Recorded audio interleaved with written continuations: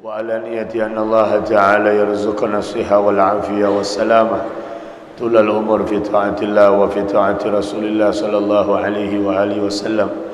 وعلى نية أن الله تعالى يرزقنا علما نافعا وعملا متقبلا ورزقا كثيرا حلالا طيبا وبدنا صحيحا وحالا جميلا وعمرا طويلا في طاعة الله وفي طاعة رسول الله صلى الله عليه وسلم.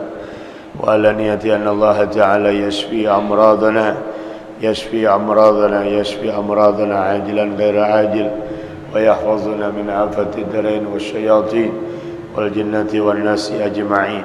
الفاتحة على هذه النيات وعلى كل نية صالحة وإلى حضرة النبي سيدنا ومولانا محمد صلى الله عليه وآله وسلم وأصحابه وأزواجه وذريته وأهل بيته وأنصاره وأصهاره، ثم إلى خصوصا الإمام الكتب الحبيب أبو بكر بن محمد بن عمر السقاف والحبيب علوي بن محمد حسن السقاف، ثم إلى خصوصا الحبيب شيخ بن أبي بكر بن محمد السقاف، ثم إلى خصوصا الحبيب صالح بن محسن الحميد تنقول، ثم إلى خصوصا الإمام الكتب الحبيب حسين بن أبي بكر العيدروس والحبيب حسين بن محسن العيدروس والشيخ حجي عبد القادر بن فلان، ثم إلى روح سيدنا الإمام الحبيب أحمد بن علوي الحداد، ثم إلى روح سيدنا الشيخ نواوي البدني، ثم إلى روح خصوصا الوالد الحبيب عبد الرحمن بن أحمد السقاف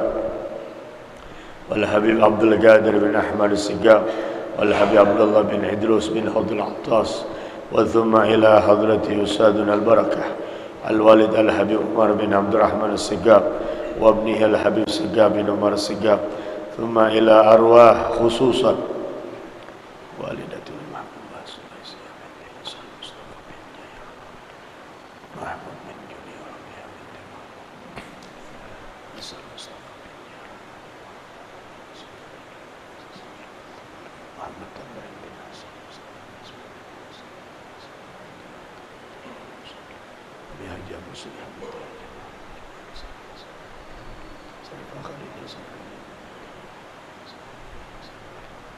عبد الرحمن السقاف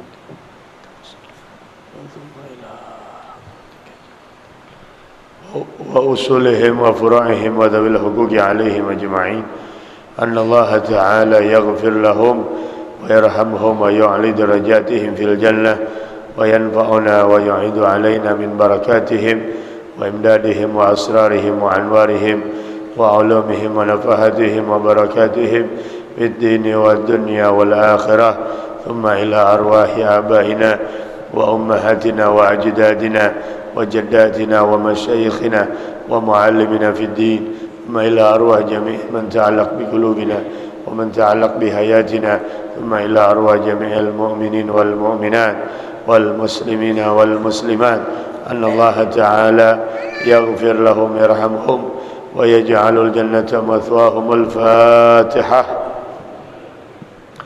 أعوذ بالله من الشيطان الرجيم. بسم الله الرحمن الرحيم. الحمد لله رب العالمين الرحمن الرحيم مالك يوم الدين. إياك نعبد وإياك نستعين. اهدنا الصراط المستقيم صراط الذين أنعمت عليهم غير المغضوب عليهم ولا الضالين. رب اغفر لي ولوالدي آمين. Halaman 3, 7 baris dari atas. 7 baris dari atas, halaman 3.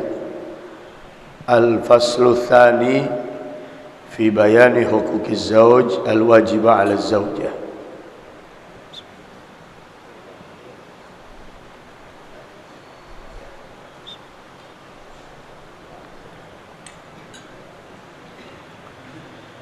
Bismillahirrahmanirrahim. Alhamdulillah alladhi hadana lihadha wa ma kunna linahtadiya laula an hadana Allah. Allahumma salli wa sallim ala sayyidina Muhammad wa ala ali sayyidina Muhammad miftahi babi rahmatillah adada ma fi ilmillah salatan wa salaman daimaini bidawami mulkillah amma ba'du.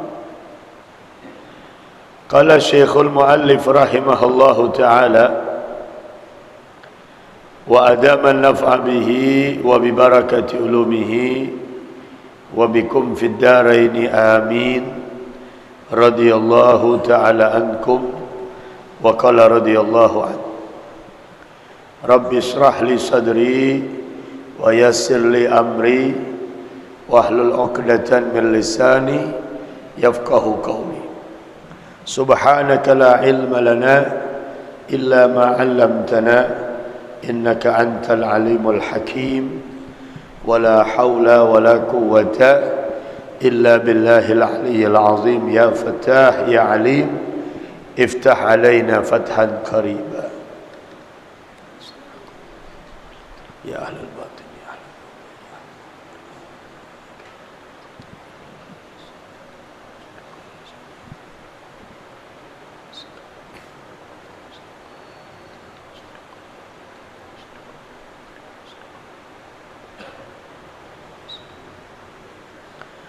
Al-faslu tsani fi bayani huquqiz zawji al-wajibati 'ala az-zawjah.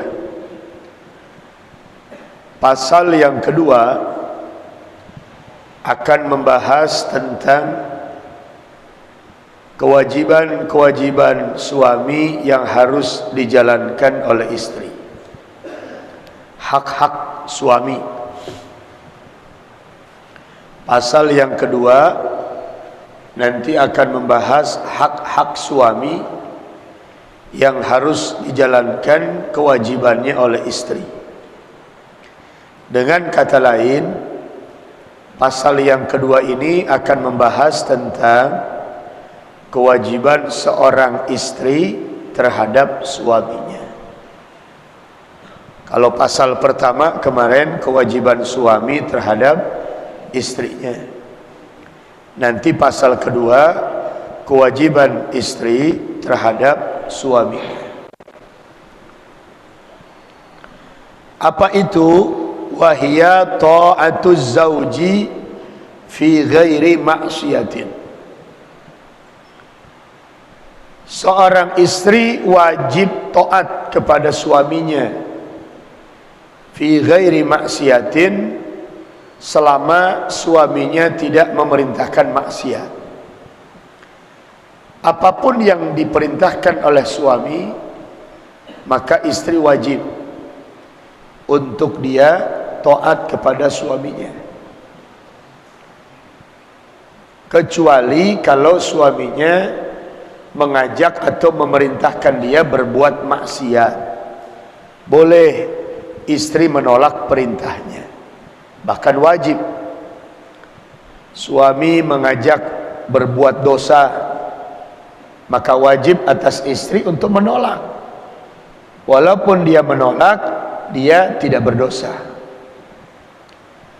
Selain daripada perintah itu, maka kewajiban istri sepenuhnya taat kepada suami.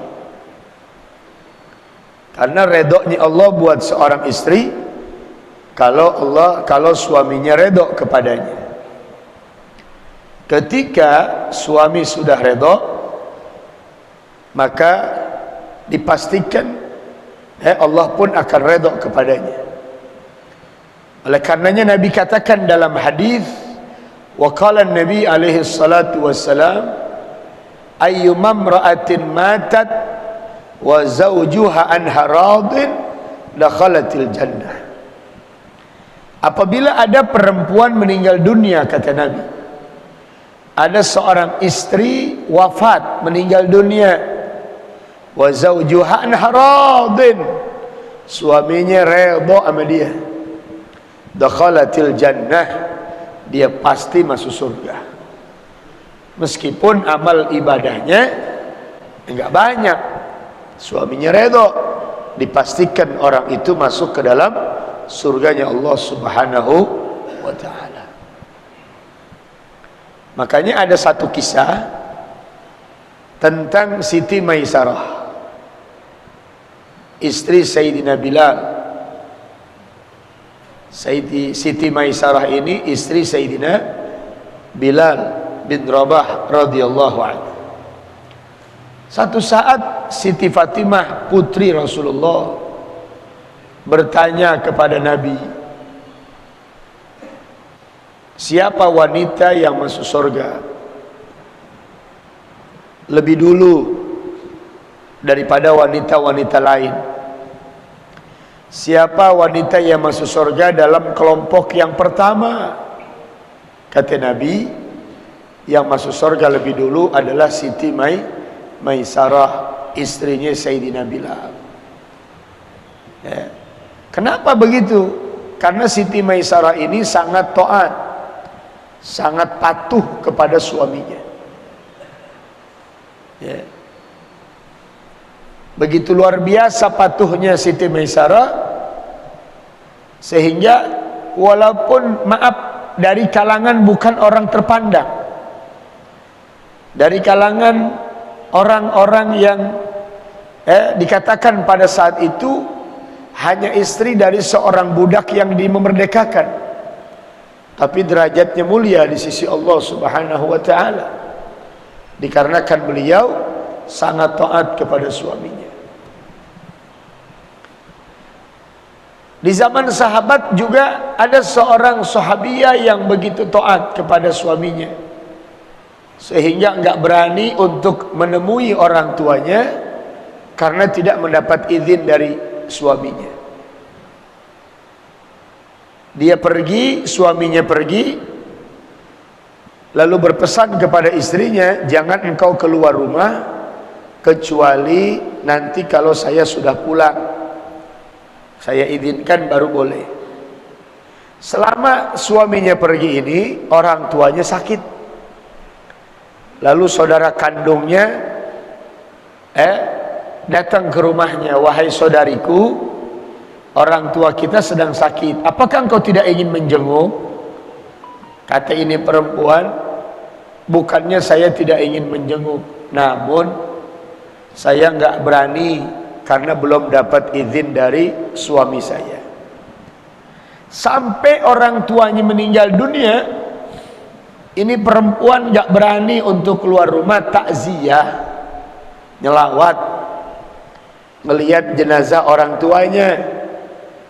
Sampai saudarinya bilang, engkau keterlaluan, dari orang tuamu sakit sampai orang tuamu meninggal, ente pun enggak mau tuh nengokin, ngelihat jenazahnya. Apa kata seorang perempuan soleha ini? Saya bukan enggak berani, saya bukan enggak bersedih orang tua meninggal, sedih luar biasa, tapi saya enggak berani keluar karena belum dapat izin dari suami saya. Akhirat tuh orang tuanya dikuburkan, dan Nabi alaihi salatu wassalam ikut menguburkan ini orang tuanya. Dalam riwayat Nabi tidak ikut menguburkan, namun Nabi memberitahu kepada ini perempuan bahwa orang tuanya diangkat derajatnya di dalam surga, orang tuanya diangkat derajatnya di alam barzah, tidak disiksa oleh malaikat munkar nakir, berkat punya anak perempuan yang salehah, yang bakti kepada suaminya. Itu. Makanya kalau kita punya anak perempuan taat sama lakinya, bersyukur. Dan ketika kita punya anak laki-laki, dia begitu perhatian kepada istrinya pun harus bersyukur. Kita punya anak perempuan taat sama lakinya, bersyukur. Karena itu satu hadiah besar dari Allah, yang mungkin berkat dia kita di alam barzah mendapatkan nikmat dari Allah. Kalau memang dia salah, jangan dibela, meskipun anak kandung. Berapa banyak orang tua ketika anaknya kabur dari rumah suaminya, begitu nyampe rumahnya dipersilahkan masuk. Ente kemari sama siapa? Sendiri pak. Lah suaminya mana? Saya lagi ngambek sama suami saya, makanya saya kemari. Emang laki lo gak tahu diri? Itu dikatain tuh mantunya. Mestinya diusir. Jangan dah kemari. Abang gak berani nanggung dosa. Apalagi ente gak izin sama laki ente kemari. Malaikat Allah, malaikat, semua benda yang ada di dunia melaknat seorang perempuan bila keluar tanpa izin suami. Pergi dari sono. Kalau emang ente berantem, nanti abah yang damaiin, nanti abah yang datang ke sana. Nah, itu baru baik. Jangan dibela kalau salah. Apalagi jelas-jelas salah anak kita. Luruskan, benarkan kesalahannya. Jangan dibela membenarkan kesalahannya, jangan. Yang kedua, di antara taatnya seorang istri adalah husnul muasyarah. Seorang istri harus memperlakukan suaminya dengan baik, menghormatinya. Bahkan maaf, bau mulutnya aja itu harus dijaga. Jangan sampai suami mencium bau mulut yang gak sedap dari istri. Tuh, sampai segitunya tuh. Jadi seorang istri harus memperlakukan suaminya dengan baik, menghormatinya, memuliakannya. Bahkan kalau suami lagi ngomong, itu jangan dia ngeliatin wajahnya, katanya nundukin kepalanya. Tapi wanita semacam ini udah gak ada mungkin ya, langka udah. Nggak boleh suami ngomong diri dia duduk. Suami ngomong diri ya dia diri. Suami ngomong duduk boleh dia duduk. Ini kadang-kadang lakinya ngomong, bininya mau belonjor aja. Gitu. Makanya perempuan solehah di akhir zaman kayak burung gagak yang warnanya putih. Antum tahu nggak burung gagak? Udah diem aja ini. Tahu nggak burung gagak? Tahu warnanya apa? Di mana-mana warnanya hitam. Nggak ada yang putih. Sekalipun ada, langka bener itu. Mahal mungkin harganya. Perempuan solehah di akhir zaman kayak begitu modelnya. Makanya Nabi Daud menyatakan, perempuan yang solehah itu laksana mahkota yang dihiasi dengan emas permata. Enak ngelihatnya. Kalau kita punya mahkota, yang mahkota itu dihiasi dengan emas permata berlian, enak gak lihat mahkota itu? Enak banget, bagus banget. Nah itu perempuan solehah, kata Nabi Daud kayak begitu. Perempuan yang gak solehah kayak beban berat yang dipikul oleh orang tua renta. Versi Nabi Daud. Perempuan yang tidak solehah seperti beban berat yang ditimpahkan kepada orang yang sudah tua renta. Aki-aki suruh bawa beras 3 karung gitu. Sanggup gak? Udah aki-aki, jangan 3 karung, sekarung aja belum tentu bisa dia. Sakit, berat, susah payah. Nah, perempuan yang gak solehah kayak begitu modelnya. Kita ngadepinnya tuh capek. Itu. Susah diatur. Kalau ngomong, bentak-bentak suami, melotot suami. Kalau antum bisa sabar, bagus, jadi wali insyaallah. Tapi kalau nggak sabar, mendingan ganti baru. Gitu. Perempuan lebih banyak kok, daripada laki-laki. Kalau model Surya sih sabar kayaknya. Surya nih ntar punya bini, dia galak bininya, Dia sabar aja ngadepin itu. Yang berikutnya wa taslimu nafsiha ilaih. Wajib kewajiban hak seorang istri terhadap suami adalah taslimu nafsiha, menyerahkan dirinya. Nyerahin diri sepenuhnya. Abang, sekarang ini saya sudah menjadi istri abang. Sepenuhnya jiwa raga saya milik abang. Begitu. Makanya belum wajib nafkah kalau belum ada taslim atau belum ada jima, hubungan badan. Ada orang nikah, begitu saya terima nikahnya, kawinnya si fulan dengan fulan, dengan mas kawin dibayar tunai, itu dia belum wajib kasih nafkah kalau belum ada hubungan badan. Atau hubungan badan belum, namun istri udah nyerahkan dirinya, itu namanya tamkin, gitu. Belum melakukan hubungan badan, cuman istri bilang, abang, sekarang ini saya sudah jadi istri abang, sepenuhnya saya milik abang. Nah, mulai itu wajib kita kasih nafkah. Atau nggak ngomong begitu, tapi kita udah jima sama dia, wajib juga nafkah. Orang dia belum ngomong, tapi inti jima udah belum, udah ya wajib, gitu. Paham tuh? Kalau belum ada dukhul belum. Jadi menyerahkan jiwa raganya kepada suami. Apa kata suami, nurut udah, jangan ngebantah. Gampang perempuan kalau pengen dapat surga, cuman modal taat sama laki, insya Allah dia bagian wanita yang dicalonkan surga oleh Allah.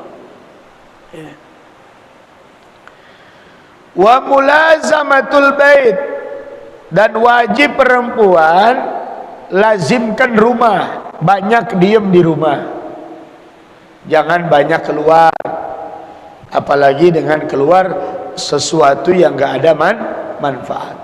Dia mudah di rumah, jangan banyak keluyuran, apalagi cuman acara-acara yang sifatnya mubah, kayak reuni gitu, reuni sama teman-teman sekolah, bukan gak bagus, ada silaturahim. Tapi kalau di situ ada dulu mantan kekasihnya, mendingan gak usah datang, gitu. Paham gak tuh? Iya, antum punya mantan pacar dulu di sekolah, reunian, bisa jadi dia lebih cakep dari bini kita, ya kan?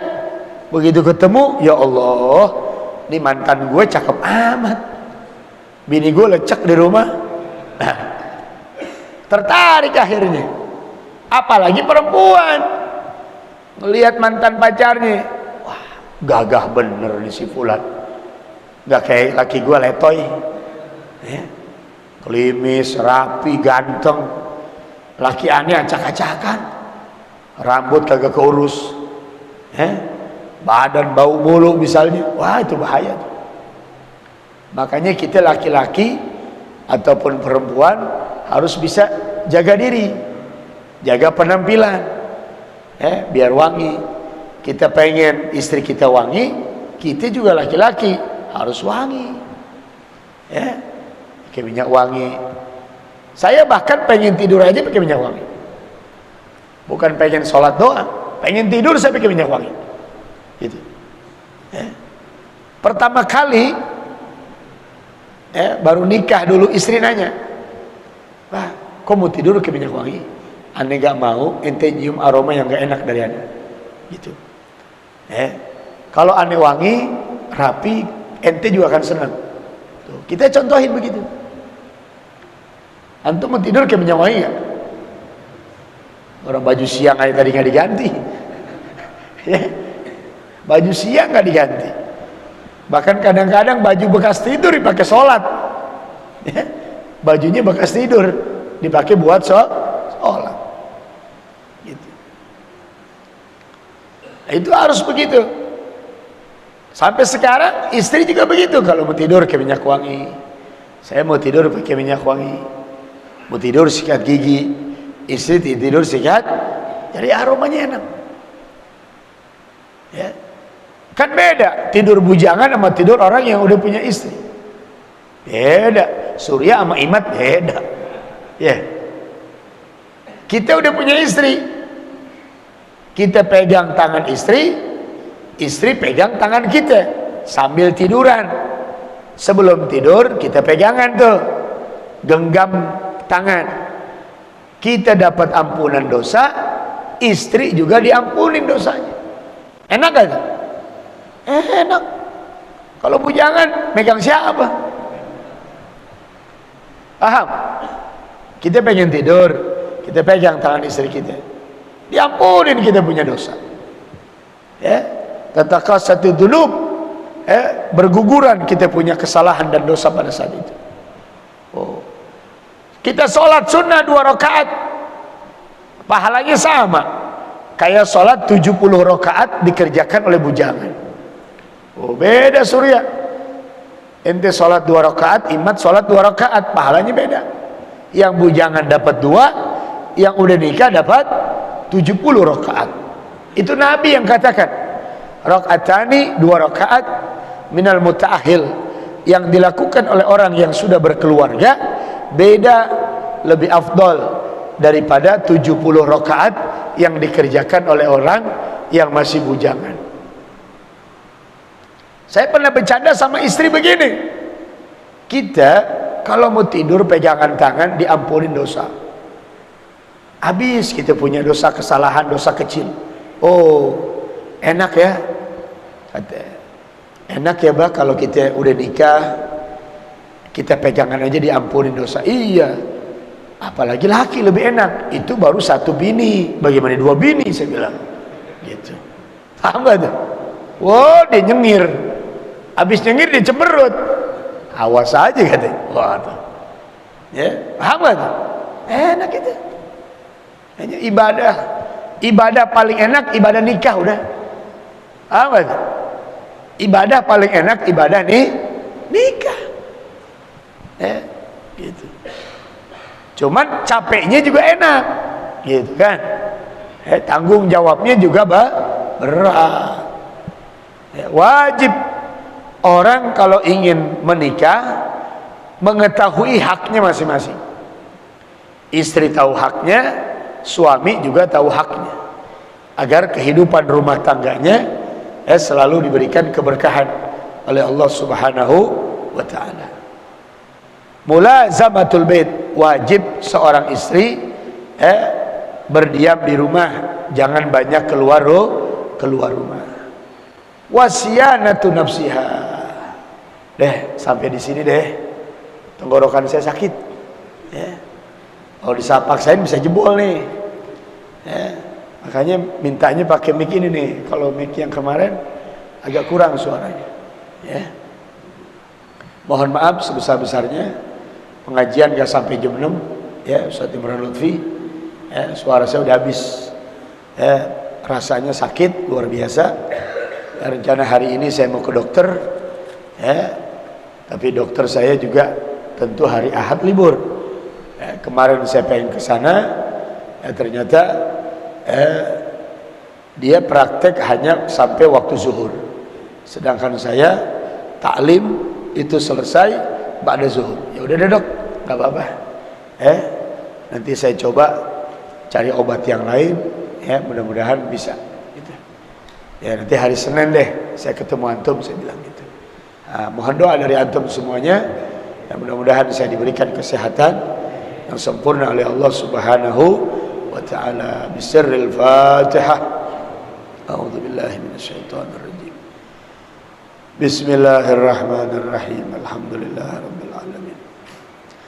Ar-Rahmanir Rahim. Maliki yaumiddin. Iyyaka na'budu wa iyyaka nasta'in. Ihdinas siratal mustaqim. Shiratal ladzina an'amta 'alaihim ghairil maghdubi 'alaihim waladdallin. Rabbighfirli wa li walidayya amin. Ya Rabbana tarafna وأننا أسرفنا فتب علينا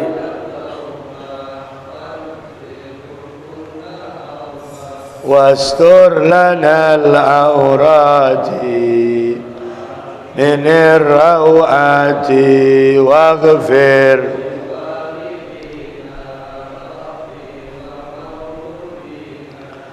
والأهل والإخوان لاني وكل ذي محبة والمسلمين أجمع بيسمى فضلا لا باكتساب منا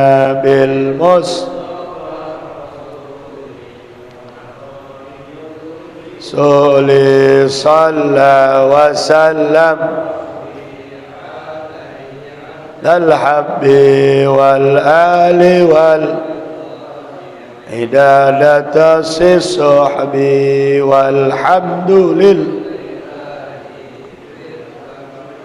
تناهي الحمد لله على نعم الله حمدا يوافي نعمه ويكافئ مزيده يا رسول الله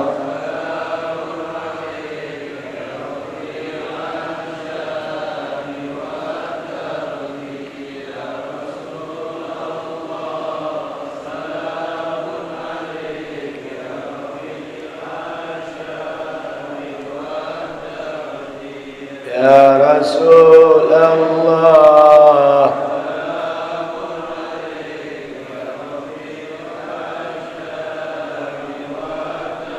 اللهم صل وسلم.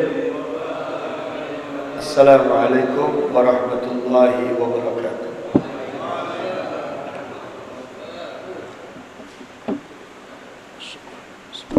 Subhanakallahumma wa bihamdika astaghfiruka wa atubu ilaik.